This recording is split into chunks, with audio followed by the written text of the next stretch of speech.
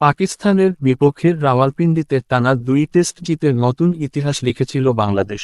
২০২৪ সালের আগস্ট-সেপ্টেম্বরের লাল বলের সেই জয়ের ছন্দটা এবার লাল সবুজের প্রতিনিধিরা ধরে রাখল ঘরের মাঠেও। মিরপুরের শের-ই-বাংলা জাতীয় ক্রিকেট স্টেডিয়ামের প্রথম টেস্টে অতিথি পাকিস্তানকে ১০৪ রানে হারিয়ে ২ ম্যাচের টেস্ট সিরিজ শুরু করল নাজমুল হোসেন শান্তর দল। এতে নতুন ইতিহাস লিখল বাংলার দামাল ছেলেরা। ঘরের মাটিতে প্রথমবার টেস্টে পাকিস্তানের বিপক্ষে অবিস্মরণীয় জয় পেল দেশের ক্রিকেটাররা। এর আগে নিজেদের মাঠে পাকিস্তানের বিপক্ষে বাংলাদেশের সেরা সাফল্য এসেছিল ২০১৫ সালে। ২ বছর খুলনাতে পাকিস্তানের সঙ্গে প্রথম টেস্ট ড্র করেছিল বাংলাদেশ। এই প্রথম ঘরের মাঠে পাকিস্তানকে হারালো লাল সবুজের প্রতিনিধিরা। এই ব্যাট বলের দুরন্ত পারফরম্যান্সের সুবাদে দাপুটে জয়ের ২ টেস্টের সিরিজে ১-০ ব্যবধানে এগিয়ে গেল বাংলাদেশ। টেস্ট ক্যারিয়ারে নিজের প্রথম ফাইফারের দেখা পেয়েছেন নাহিদ রানা। তার ফাইফারের ওপর ভর করে মিরপুরে সিরিজের প্রথম টেস্টে পাকিস্তানের দ্বিতীয় ইনিংস গুটিয়ে যায় মাত্র ১৬৩ রানে। তাতে ১০৪ রানের বড় জয় পেয়েছে বাংলাদেশ। এই প্রথম ঘরের মাঠে পাকিস্তানকে হারালো লাল সবুজের প্রতিনিধিরা। ব্যাটিংয়ের মাঝে ভালো করলেও শুরুতে আর শেষদিকে দ্রুত উইকেট পড়ে যাওয়ায় লড়াই জমিয়ে তুলতে পারেননি পাকিস্তান। শেষের ৭ উইকেট সফরকারীরা হারিয়েছেন মাত্র ৪৪ রানের ব্যবধানে, যে কারণে লড়াই থেকে ছিটকে যায় শান মাসুদের দল। অথচ ৪ উইকেট হারিয়ে ১১৯ রান তুলে ফেলেছিল পাকিস্তান। জবাবে ব্যাটিংয়ে নেমে পাকিস্তানের হয়ে ব্যক্তিগত সর্বোচ্চ ৬৬ রানের দারুণ এক ইনিংস উপহার দেন আবদুল্লাহ ফজল। আর ২৬ রান আসে সালমান আগার ব্যাট থেকে। দলীয় স্কোরে সমান ১৫ রান করে যোগ করেন আজান আওয়াইস, সৌদ শাকিল ও মোহাম্মদ রিজওয়ান। নাহিদ ৪০ রান দিয়ে শিকার করে ৫ উইকেট। ২টি করে উইকেট নেন তাসকিন আহমেদ ও তাইজুল ইসলাম। তার আগে ১৭৯ রানের লিড নিয়ে আজ পঞ্চম ও শেষ দিনের খেলা শুরু করে বাংলাদেশ।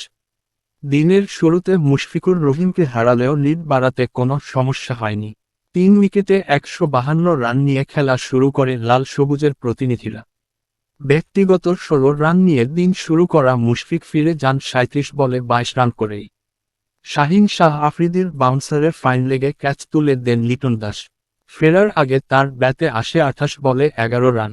রিভার্স সুইপ করতে গিয়ে লেগ বিফোরের শিকার হয়েছেন নাজমুল হোসেন শান্ত। ফেরার আগে তার ব্যাট থেকে আসে ৮৭ রানের দুর্দান্ত ইনিংস। ৫৮ রান নিয়ে দিনের খেলা শুরু করে সেঞ্চুরির আভাসী দিয়ে যাচ্ছিলেন অধিনায়ক। কিন্তু জাদুকরী ৩ অঙ্ক মিস করেছেন শান্ত।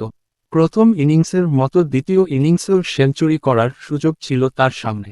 তবে লেগ বিফোরের ফাঁদে পড়ে প্যাভিলিয়নে ফেরত যান তিনি। শান্তকে শতক থেকে বঞ্চিত করেন নোমান আলী। ব্যাটিংয়ে নেমে ওয়ানডে স্টাইলে ব্যাটিং শুরু করেছিলেন মেহেদী হাসান মিরাজ। নোমান আলীর বলে সালমান আগার হাতে ক্যাচ তুলে দেন। ফেরার আগে তার ব্যাটে আসে ২৭ বলে ২৪ রান।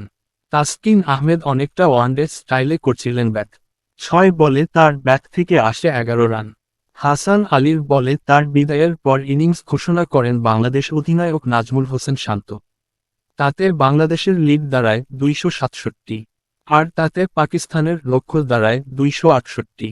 বাংলাদেশ প্রথম ইনিংসে ৪১৩/১০ ও দ্বিতীয় ইনিংসে ২৪০/৯ ডিক্লে। নাজমুল ৮৭, মুমিনুল ৫৬, মিরাজ ২৪, মুশফিক ২২, তাসকিন ১১, হাসান ৩/৫২, নোমান ৩/৭৬, শাহিন ২/৫৪। পাকিস্তান প্রথম ইনিংসে ৩৮৬/১০ ও দ্বিতীয় ইনিংসে ১৬৩/১০, ফজল ৬৬, সালমান ২৬, নাহিদ রানা ৫/৪০, তাইজুল ২/২২। ফল বাংলাদেশ ১০৪ রানে জয়ী। ম্যাচ সেরা নাজমুল হোসেন শান্ত। সিরিজ ২ ম্যাচ টেস্ট সিরিজে বাংলাদেশ ১-০তে এগিয়ে।